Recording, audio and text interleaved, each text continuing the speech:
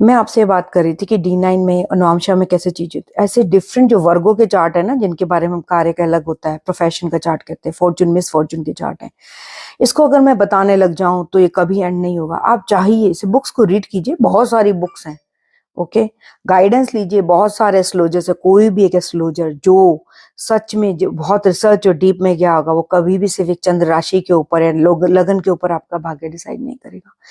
अब क्या होता है कि हर साल, हर कुछ महीने, हर कुछ दिन में अलग अलग ग्रहों की अलग अलग चाल है। उसके ऊपर मैंने ऑलरेडी एक वीडियो बनाया है, आप चाहिए वहां चेक कर लीजिए। अब जो आपके 12 घर हैं, इनके अंदर 12 राशियां हैं। इनमें 12 राशियां आपके जो हैं अलग अलग लगन की भी हो सकती हैं और चंद्र की, जो मैंने जस्ट एक्सप्लेन किया आपको। अब इन 12 ग्रहों के अपने आप वैसे तो देखिए, अगर मान लीजिए जैसे अगर आपका लगन है मीन राशि का, तो उसका जो मेन ओनर है, जो लॉर्ड है उसका, जिसका मालिक है, वो हो गए बृहस्पति। अब बृहस्पति की दशा, उनकी डिग्री, वो किस नक्षत्र में है, ये सब कुछ एक इंसान को बिल्कुल डिफरेंट कर देता है। ऑब्वियसली फिर वो मून की राशि में, मून से कहाँ किस स्थान पे बैठे हैं वो भी डिपेंड करता है, क्योंकि जब हम मून को लगन की तरह लेंगे तो वो मून उसका मन बन जाके फर्स्ट बन जाएगा हाउस। तो इस तरीके से आपकी जो है ज्योतिष वर्क करती है। अगर मैं फर्स्ट हाउस की जैसे बात करूं आपसे, तो भाव को देखा जाता है, भाव जिसे कहते हैं हाउस। फिर उसके घर के मालिक को देखा जाता है, वो किस नक्षत्र में है देखा जाता है, किस डिग्री पे है ये देखा जाता है। ये सब एनालिसिस होते हैं। और फिर उसके बाद उसका जो उस घर का जो कारक है वो कहाँ है वो देखा जाता है। अगर मैं आपको जैसे बोलने पाऊं, जो फर्स्ट हाउस है हम सबका, जो हमारे आत्मा का कारक होता है हमारे लगन में, वो हमेशा सन होता है, क्योंकि सूर्य बाय नेचर और हमारे जो है काल पुरुष की कुंडली में भी जो है वो हम सबकी आत्मा का कारक है। ठीक है, उस तरीके से जो हमारा सेकंड हाउस है, सेकंड हाउस हमारे एसेट्स को, वेल्थ को, हमारी फैमिली को और बहुत सारी चीजों को दिखाता है। एटलीस्ट एक घर के ऊपर 50 से 50 to 51 चीजें कैलकुलेट हो सकती हैं। ठीक है, डिपेंड करता है। एंड ये सिर्फ मैं लगन से बात कर रही हूँ। ठीक है, और जब हम डीप में और वर्क चार्ट में जाते हैं तो उनका एक अपना ही नियम होता है। लेकिन जब सेकंड हाउस की बात करते हैं तो उसका जो कारक है वो हमारे जुपिटर हैं, और जो जुपिटर है वो कहाँ बैठे हैं, उनकी क्या दशा, उस पर आपके सेकंड हाउस की पावर आ जाती है, कैलकुलेट होती है। फिर उसके ऊपर जो हमारा थर्ड हाउस होता है, उसका जो है हमारा शौर्य, हमारे सिबलिंग्स, हमारे जो है हमारी शॉर्ट ट्रेवल से बहुत सी चीजें होती हैं उसके अंदर, उसका जो कारक है वो मार्स है। ठीक है, तो इस तरीके से आप समझ सकते हैं। मैं 3 के बारे में भी बात की हूँ। अब जो फोर्थ हाउस है उसकी जो कारक, कारक का मतलब यहाँ पे लोग हैं जो उसको जो उसके मेन काम को दिखाते हैं। फोर्थ हाउस क्या है?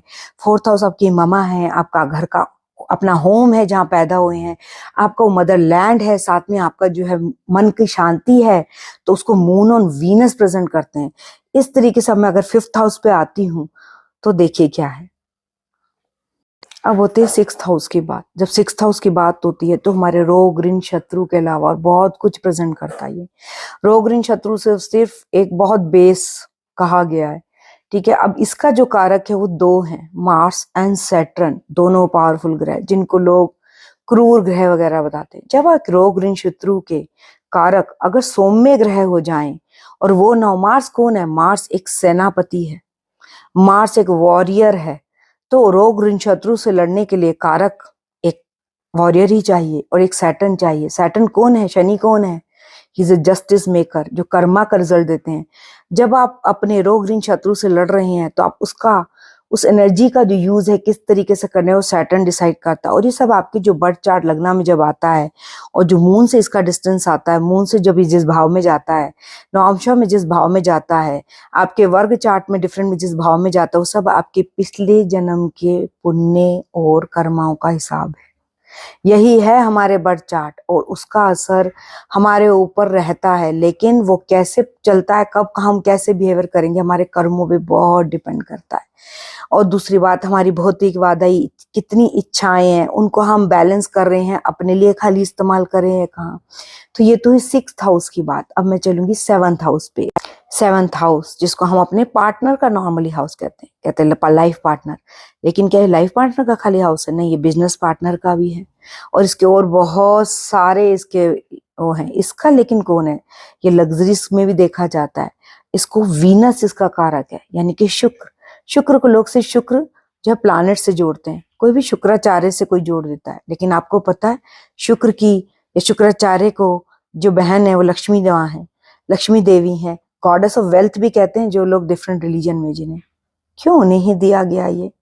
और इसका कहाँ पे आपके D9 में और अलग अलग चार्ट्स में, डिफरेंट जो आपके चार्ट्स हैं उनमें क्या इम्पैक्ट है। अब चलते हैं हम 8th हाउस पे, राइट। अभी 8th हाउस क्या है? 8th हाउस आपकी लॉन्जिविटी का भी कहते हैं। 8th हाउस में आपका ससुराल भी देखा जाता है। 8th हाउस का कारक कौन है? सैटर्न। कारक मतलब आप समझते हैं, जो इंपॉर्टेंट है, जो इसका मेन जो है देखता है इसके कारक को क्या है। अब वो सैटर्न की दशा कहाँ पे, जो मैंने बोला उन सब चार्ट में क्या ये इंपॉर्टेंट देखी जाती है। ये चीजें हैं जो बहुत देखनी पड़ती है। अब चलते हैं 9th हाउस, जो कि भाग्य का स्थान है। अगर आप 9th हाउस का बोले तो कारक वो जुपिटर है। अगेन आपने देखा दो इंपॉर्टेंट हाउस, एक हमारे पूर्व जन्म के कर्म और एक हमारा भाग्य, धर्म, हमारे पिता का स्थान भी इसे कहा जाता है।